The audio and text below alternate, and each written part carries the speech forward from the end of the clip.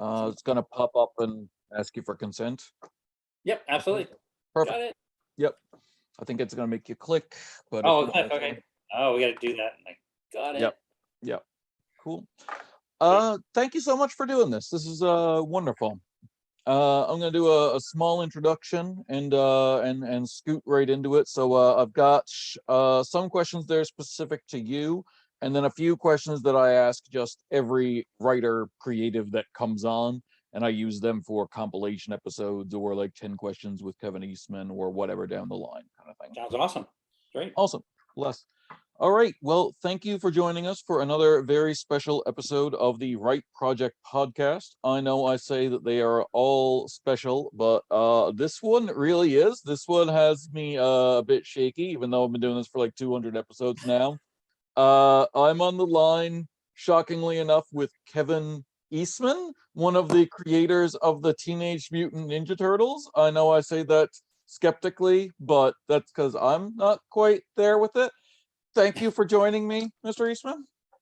Absolute pleasure to be here. And yes, you said it correctly. It's hard to say fast, but yeah, Teenage Mutant Ninja Turtles. I've been saying it since the day I was born, because actually Ninja Turtles #1 debuted the month I was born. We are the same age. Yeah. It's been with me a while. We've got some figures up there because I'm a giant nerd. For this, I am within 10 issues of owning every Ninja Turtles comic ever produced. Holy smokes, that's no easy feat. My goodness, that's especially something that's been around for 40 years, and that's because of incredible fans like you that are dedicated in doing that kind of stuff. And thank you. No, thank you. My first story, I'm an author, a small independent author here, as in addition to running this this radio show. My first story I ever wrote was a Ninja Turtles story that I wrote on my dad's typewriter when I was 6. It was a short story about how Donatello lost his arm because my Donatello figure had lost its arm, and even then I was obsessed with continuity, so I had to write a story explaining how that had happened. Oh, that is awesome. That's great. That's inspiration comes from all kinds of sources and places, and I think that's perfect. That's beautiful. I remember a lot of my early drawings were tracing Jack Kirby drawings and doing my own versions of stories that he had already written and stuff. That's our inspiration. Big time. I'm going to try to stop nerding out for just a minute and ask you some relevant questions that are relevant to someone other than me who's listening. I've been loving the collaboration that you've been doing at IDW with your co-writer Tom Waltz. This very much feels like an Ultimate Comics run on the Turtles. Not to like compare it to something else, but it's like everything that's ever been cool / everything about the Turtles all in one big thing, to the point where it seems like now it's really on virgin ground kind of thing. And I was wondering what's next, and what's that feel like the dojos and the Splinter Dojo and Janika and Mutant Town, all that seems very new. What's how does it feel? Well, great. Well, first and foremost, kudos and I've been a passenger in an amazing car ride, an amazing journey with Tom Waltz, who really came up with the initial concept. When IDW first asked me to come down and discuss, they had gotten the Turtle license and they were going to do Turtle comics, and they said, come meet this guy Tom Waltz. He has an idea how he wants to craft and stage this new Turtle universe. We're going to call it the IDW Turtle universe, which is creating a new platform, pulling from multiple Turtle universes to create this platform to tell stories from. So it was really Tom's inspiration from the reincarnation aspects and so many different things that became what we call the IDW Turtle universe. And Tom wrote, it takes a village. Yes, I had my say, and Bobby Curnow, who was series editor and Nickelodeon, but Tom wrote every single one of those 100 issues. And I could not have more respect to the guy. He really built a universe that I feel is in many ways a definitive Turtle universe, because I feel like, with respect to all the Turtle universes that material came from to create that universe, it was that. It was a little bit of Archie, a little bit of the fast forward, 2000 animated series, so many elements from so many different things to create this universe. So as that evolved and we were looking to wrap up issue 100, and that's where the next part of the IDW multiverse, we'll call it now, it seems to be one of those buzzwords, but it's, I think it's, multiverses have been around forever, as long as there's been comics, as far as I am concerned. But when we're heading towards the end of issue 100, I had this story that Peter and I wrote back in 1987 that was set in the future. Yep. And Tom and I said, let's step away from the ongoing series for a number of reasons I'll circle back to in a sec, but let's do something that's written really just for us, with homage and respect and honor to the original co-creation of me and Peter Laird. We'll further it and create our quote-unquote Dark Knight saga, if you will, part of the Turtles multiverse, and set it 20 years in the future. And so we're coming up, we've literally finished issue 5. It's a 200-page story, and it's the last issue going to press now, and it'll be out in April. So that series is wrapped, and it's came out better than I ever hoped for and better than I expected. And the fan response has been just incredible. And we're so grateful that they stuck with so many of the delays that there were. And there were a lot of delays, and that's my fault, to see the series through the right way. And that was, to me, the most important part. But meanwhile, back over in Mutant Town, when Tom and I knew that we were stepping away to do other things in the Turtle universe, Sophie Campbell, who I've been a huge fan of for a long time, had some wonderful ideas to expand on some of the different things that she's done within the IDW universe, centered around mutants and this section of New York once, Hobbs set off the mutagen bomb and Mutant Town. And I just feel it's been, I don't say downsized, because that's not the right word, but it's been refocused to, the epic that it became over 100 issues that were, wrapped up in so many ways with a big, nice, beautiful bow on it. Thank you, Tom, again, with issue 100. This gave us an opportunity to say, okay, that universe exists. Let's focus on this one section of it. And that's what Sophie and so many talented artists that have come in to help bring that to life, much like the 100 issues before. Been really, really, really enjoying what's been going on in Mutant Town, so to speak. And it's oh man, it's so tough, because I know where it's going, and I just want to tell everybody this is where it's going. Oh, you guys, but I just say that don't dare. No, we work, because we work ahead a little bit. So I'm excited to see. It's going into some pretty cool stuff. So I can't wait for the fans to see what we're doing with it, because we're having a lot of fun. I look forward to it. So the series that you were working on, that you branched off from the main one, I'm assuming that's Last Ronin? Last Ronin, yeah. Yeah. Just making sure. So that's going to be a 5th. That's interesting. I for some reason, because I haven't read them yet, I have them but haven't read them, I had assumed that was 4. Okay, there is a 5th. All right. That's 5th and final. Yeah, that was when we dove into that series. I wanted a couple things on my wish list, which IDW Nickelodeon granted, which was not only larger sized issues, 40 pages each, like Peter and I used to do back in the old days, the old Mirage days, larger in format. So actually printed size was larger, so larger page count, larger format, and I wanted to settle on 200 pages, so 5 issues, it's been a 35-year journey, but more intensely the last 3 years of bringing it to life has been pretty amazing. Part of the adventure.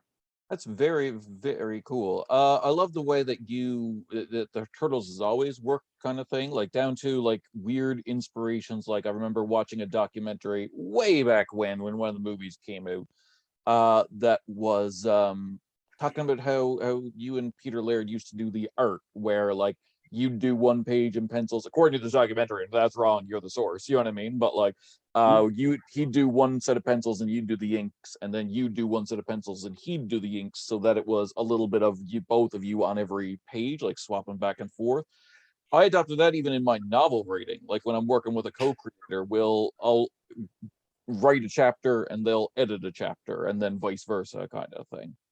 No, it's good, and it was a natural evolution because we're both came into the Turtles as we were both writers and we were both artists, so we wrote our own material that we were drawing, and our styles were, no surprise, we were different. We had a different approach to drawing and skill level and so many different things. So we really wanted a unified look to the Turtles. So we said, well, let's pencil together like you just described, not to repeat everything, but we'd pass the pages back and forth, both penciling, and once all the penciling was done, we'd start inking and pass the pages back and forth. So we sort of got a little bit of each of us almost on every panel, on every page, through the evolution, and you could see how that sort of helped blend and give it more of a unified look. So it was great. It was great fun, especially the when you're doing 40-page stories, which is a lot of work, but so having two to share the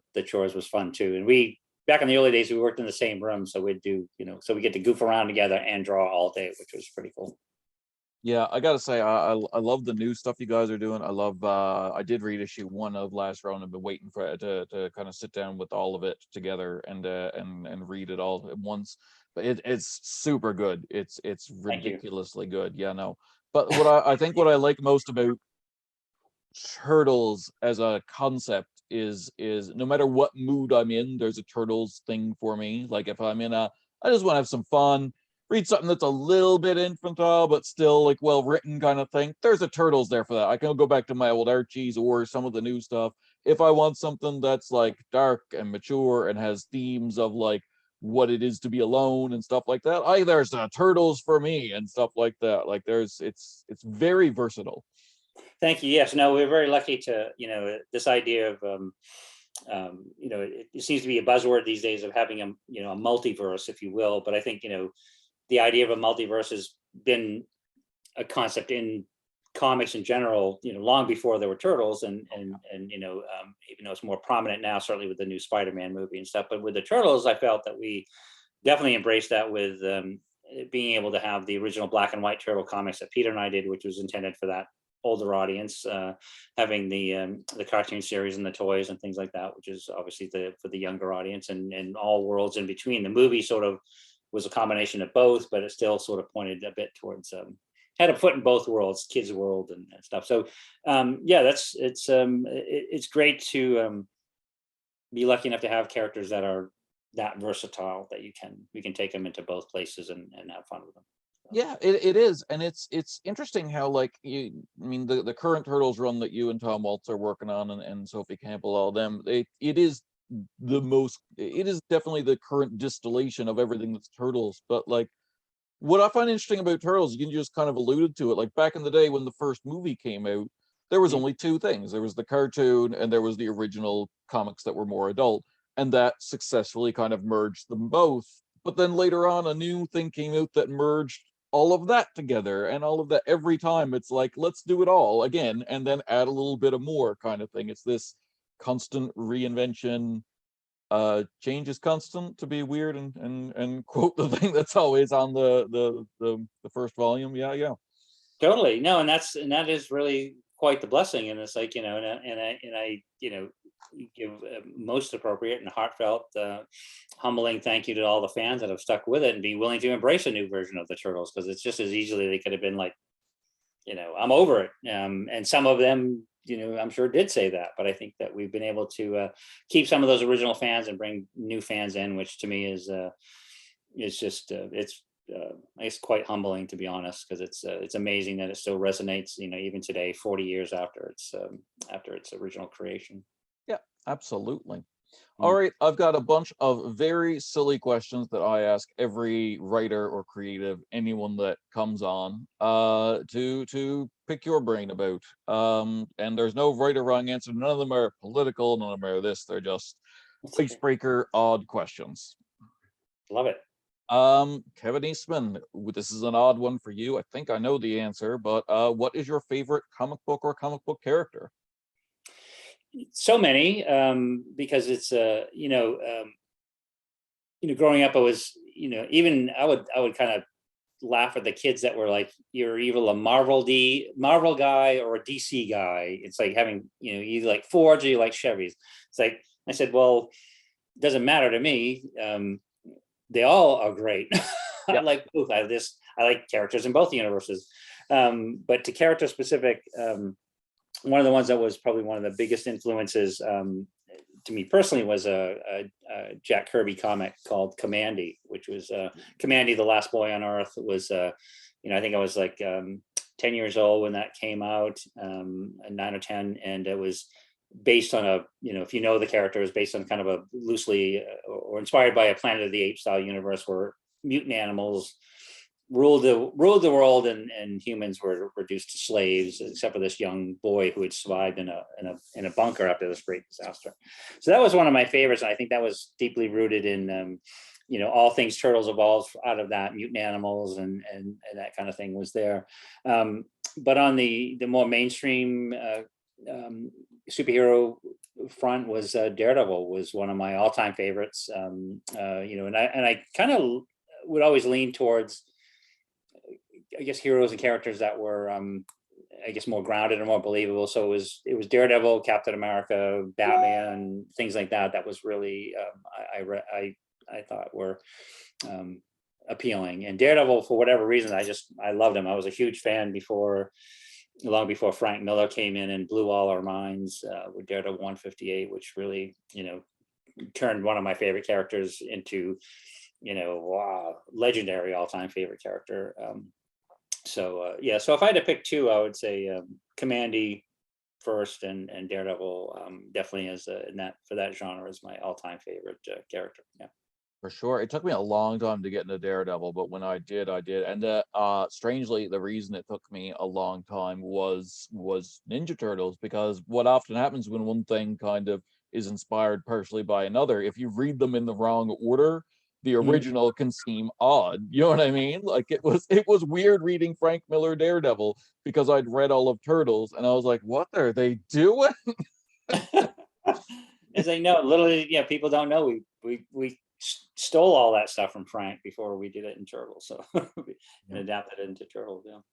Yeah, I love pointing out people the hand and the foot, and once you see it, it's like, oh, like, No, I how was did I not see that?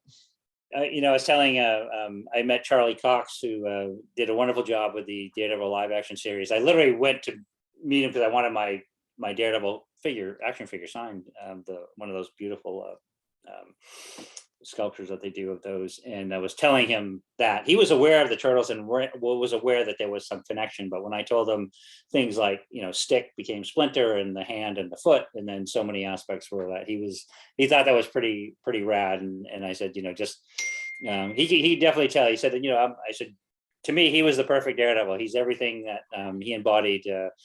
Everything I liked, especially about the Frank Miller period, but then all things Daredevil, I thought he did a great job. And that was cool. Yeah, I rewatched it with my wife the other day after he popped up in the new Spider-Man movie. We were like, what? And went back and rewatched it, and we're like, man, this was good. He is good at this. Yeah. Very good. Yeah. Yeah. Awesome. Kevin Eastman, if you were to be trapped on a desert island for the rest of time, what 3 books would you want with you? Oh, I would, the first, without even, Lord of the Rings, I'd say the trilogy, Yep. and I would go, the Fellowship, Two Towers, and Return of the King. That was books that I read when I was younger. My dad was was a big reader, and he loved that I like comic books. And I like to write, draw, and tell my stories, and he felt that at some point I was spending a little too much time reading comics and not reading real books, and so he would give me things to read, and things like Watership Down and just certain things. But he gave me The Hobbit, and he said, I think you really like this. And I read The Hobbit and was fell in love with that universe. And then I think I probably read the series, the trilogy, probably 5 or 6 times when I was younger. But yeah, that was, so I'd say, yeah, the Lord of the Rings series would be the 3 books I would take. Nice. Yeah. Good. Yeah, no, I agree. I love that. Yeah. Kevin Eastman, if someone came up to you at a con or something like that and said the latest thing you've worked on, so in this case, The Last Ronin, they've just finished The Last Ronin, and they said it's their favorite book ever, and then they ask you for a recommendation of what they should read next that's not by you, what do you recommend them? Like, if Last Ronin's their favorite thing ever, what's your recommendation for what's next? Boy, no, that's a tough one, because there's a lot of things to recommend, and it's like, and I tend to lean towards, I guess, some of the classic stuff, and that's only, because it's funny when we have a 15-year-old son, soon to be 16, and he's way chest deep in the Marvel universe, Marvel Cinematic Universe, and he loves a lot of the DC movies as well, and so he would go see some of those with his friends, and to come back and he'd be like, "Oh, Dad, I know you haven't seen the movies yet, but and I don't want to give you any spoilers of what happened." And I'm like, I read all the comic books. They're stacked in every corner and every nook and cranny of our house.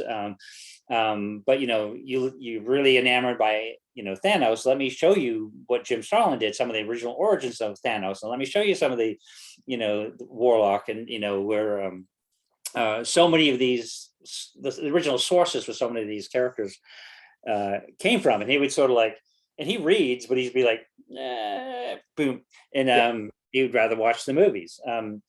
So yeah, I would probably lean back to some of those original source material, and they've done some incredible omnibus editions of everything from Daredevil, I'm thinking of the big Marvel stuff, the Civil War stuff, there's so many great little collections that you could really put some of that stuff into perspective. Things like the Eternal, I don't know, so I would lean towards probably a very long list of a lot of classic material and collective material, something, so it'd be a very long list. Gotcha. All right, sounds good. Sounds good. Yeah, I just read my way through Silver Surfer last year, all of it. I don't know why. I think I was trapped inside in the pandemic and was like, F it. You know what I mean? I'm just gonna read about space adventures and being able to get far outside my bubble, and it was lovely. Yeah. That's it. I love that stuff. Yeah, exactly. Kevin Eastman, does writing or drawing or being creative in general, whatever method we're talking about here, does it energize you or does it exhaust you? Like, at the end of a creative period, does it give you energy and you can go start your day, or is it just like, now ready for sleep, just drained? That's a great question, because it is it definitely energizes me to do it, to get into it, to get excited about it, like wanting to get over the desk and start or complete a project.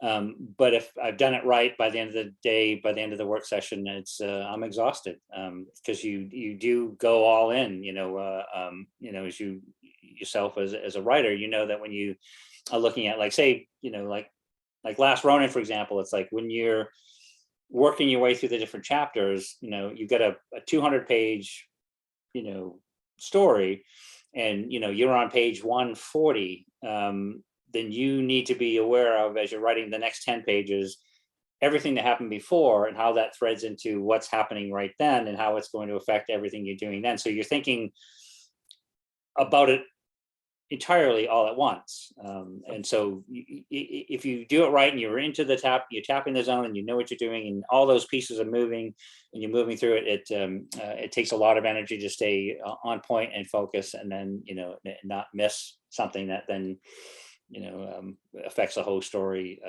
in not a good way. So yeah, it's wonderfully, excitingly exhausting.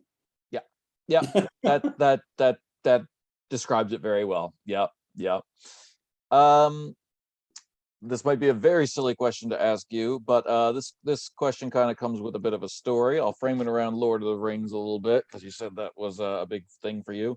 Let's say you're in Middle Earth, Kevin Eastman. You are in Middle Earth. You're going around and you find a big, I don't know, a cauldron, something. You find Gandalf is out right now. He's out and he left a spell in mid go. He needed one ingredient. He stepped out to get it. You've stumbled upon his house, and for whatever reason, something comes over you, and you throw all your creative work, every turtles, every heavy metal, everything gets shoved into the cauldron all at once. Maybe you got a thumb drive with you, and it all goes in, and then there's a big plume of smoke, and an animal comes out that is representative of your work as a creative person. What animal's coming out of there? What animal was created by you pouring all of your creative energy into that cauldron? Oh man, that's a good question. It's funny. The you kind of go with the first thing that pops into your mind, or I usually do, and the first thing I think of was Swamp Thing. That's fair. That's fair. I do like me something. Yeah. Because it made me think of like one. I loved when Len and Bernie came out with that comic initially, in the period that it came out. Was fantastic. I loved that it was the scientist trapped in this body, and just all the different things, like everything went into this. The thing they caught on fire went into the swamp, and out came the Swamp Thing, which still had all the knowledge and the wherewithal and the humanity, as well as all the ethereal sort of mystical aspects that was sort of brought into it through tuning in with nature and stuff. So it just seems like all things went into it. So I don't know why I thought of Swamp Thing, but as I was listening to you describe it, when you said what would come out of it, you think of like something in Jack Kirby's universe, or Cerebus the Aardvark, which was a big inspiration. But I don't know, Swamp Thing just seemed like it made sense. Sounds wonderful. Sounds wonderful.